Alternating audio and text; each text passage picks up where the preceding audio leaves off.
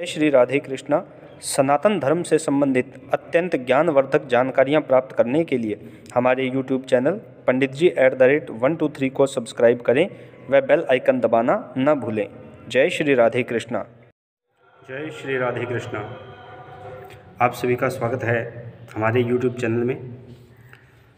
आज हम जानेंगे भोजन करने के नियम। अनभिज्ञता के कारण आज हम भोजन करने में बहुत बड़ी त्रुटियां कर रहे हैं, जिनके कारण हमें अनेक दोषों का भागी बनना पड़ता है। भोजन करने के लिए सबसे महत्वपूर्ण बात यह है कि शास्त्रों में कहा गया है कि भोजन और भजन सदैव एकांत में होना चाहिए। अर्थात जिस समय हम भोजन कर रहे हों और जिस समय हम भजन कर रहे हों, उस समय अन्य लोगों से बच करके, अन्य लोगों की दृष्टि से दूर रहते हुए हमें भोजन और भजन करना चाहिए। इसका कारण यह है कि जब हम भोजन कर रहे हैं उस समय यदि किसी अन्य व्यक्ति की दृष्टि हमारे ऊपर पड़ती है, तो यदि वो कुत्सित दृष्टि, कुत्सित विचार, बुरे विचार रखने वाला व्यक्ति है, तो उसके विचारों के संस्कार हमारे भोजन में भी आते हैं, जिससे हमारे व्यवहार पर विपरीत प्रभाव पड़ता है। इसके अतिरिक्त दोनों हाथ, दोनों पैर और मुख, 5 अंग शरीर के धो करके हमें भोजन करने के लिए उपस्थित होना चाहिए। ऐसा करने से व्यक्ति शतायु अर्थात 100 वर्ष से अधिक की आयु प्राप्त करता है। ऐसा पद्म पुराण, महाभारत और सुश्रुत संहिता में कहा गया है। स्कंद पुराण में कहा गया है कि भोजन सदैव मौन होकर करना चाहिए। भोजन करते समय वार्तालाप नहीं करना चाहिए। तैत्तिरीय उपनिषद और महाभारत में वर्णन आता है कि जो भोजन हमारे सामने परोसा गया है, हमें कभी भी उस भोजन की निंदा नहीं करनी चाहिए। जैसा भी भोजन बना है, चाहे वो स्वादिष्ट है, स्वाद में कुछ कम है, जैसा भी हमारे सामने भोजन उपस्थित है, हमें उसको सहर्ष प्रेम पूर्वक स्वीकार कर लेना चाहिए, क्योंकि हमारे शास्त्रों में अन्न को भी देवता कहा गया है और परोसे हुए भोजन की निंदा करने से हमारे अन्न देवता का निरादर होता है। जो भोजन बनाने वाला पाकी है, उसका भी अनादर हमारे द्वारा अप्रत्यक्ष रूप से हो जाता है। रात में सोते समय जब हम भोजन करते हैं, रात्रिकालीन भोजन जब हम करते हैं, तो हमें भरपेट भोजन नहीं करना चाहिए। अर्थात जितनी हमें भूख हो उससे कुछ कम भोजन हमें लेना चाहिए। इससे हमें नींद पर्याप्त आती है, अच्छी नींद आती है। नींद में किसी प्रकार का व्यवधान नहीं आता, हमारी पाचन क्रिया सही चलती है।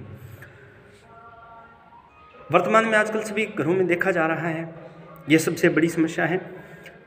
जिस स्थान पर, जिस साधन पर हम सोते हैं, जैसे चारपाई है, पलंग है, इनके ऊपर हम सोने का कार्य करते हैं, तो हमें ऐसे स्थान पर भोजन नहीं करना चाहिए। अर्थात चारपाई या पलंग आदि पर बैठकर भोजन हमें नहीं करना चाहिए।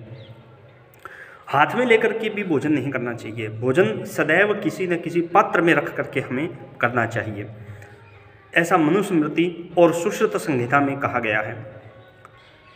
यदि हमें अधिक ज़्यादा थकावट हो तो ऐसी स्थिति में भी हमें भोजन नहीं करना चाहिए। अधिक थकावट होने पर कुछ समय विश्राम करने के बाद हमें भोजन ग्रहण करना चाहिए।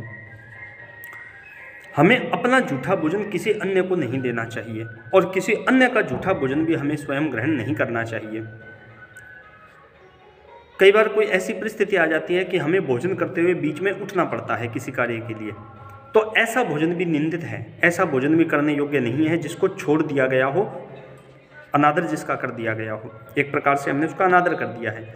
हमें भोजन करते समय बीच में उठना नहीं चाहिए, भोजन बीच में छोड़ना नहीं चाहिए, और यदि किसी कारणवश छोड़ना पड़ जाए तो उसी भोजन को दोबारा ग्रहण नहीं करना चाहिए। जूठे मुंह हमें घर से बाहर कहीं नहीं जाना चाहिए। जूठे मुंह अगर घर से बाहर जाना पड़े, यदि घर से बाहर हमें किसी कारणवश जरूरी ही जाना पड़े, तो हमें सदैव कुल्ली करके घर से बाहर निकलना चाहिए। खाने की वस्तु को गोद में लेकर के हमें नहीं खाना चाहिए। ऐसा बोधायन स्मृति और कूर्म पुराण में कहा गया है। अंधेरे में कभी भोजन नहीं करना चाहिए। इसका कारण यह है कि जब हम अंधेरे में बैठ करके भोजन कर रहे हैं, तो किसी प्रकार के सूक्ष्म जंतु, आकाशीय जीव हमारे भोजन में गिर करके उस भोजन को दूषित कर देते हैं, और भूलवश यदि हम उनको निगल लें, भोजन के साथ वो हमारे निगले जाएं, तो वो हमारे शरीर को भी नुकसान पहुंचाते हैं। खुले आकाश के नीचे बैठ करके भी हमें भोजन नहीं करना चाहिए। सदैव हमारे ऊपर छत या चंदोवा होना चाहिए, उसी के नीचे बैठ करके हमें भोजन करना चाहिए। सबसे महत्वपूर्ण बात कि कभी भी हमें देव मंदिर में अर्थात किसी मंदिर के प्रांगण में बैठ करके भोजन नहीं करना चाहिए। मंदिर के प्रांगण में बैठ करके कुछ भी खाना पीना निषेध है। इसलिए हमें जब भी किसी देव मंदिर में कुछ खाने का अवसर उपलब्ध हो, प्रसाद हमें मिले या भंडारा वगैरह हो, तो जो मंदिर का प्रांगण है, जो गर्भगृह का प्रांगण है, उस प्रांगण से दूर होकर के हमें भोजन ग्रहण करना चाहिए। जय श्री राधे कृष्णा। पूजा पाठ, अनुष्ठान, गृह प्रवेश, हवन, विवाह, सुंदरकांड, रामायण कथा आदि के लिए संपर्क करें पंडित राजेश भारद्वाज 95 88 22 82 97। जय श्री राधे कृष्णा।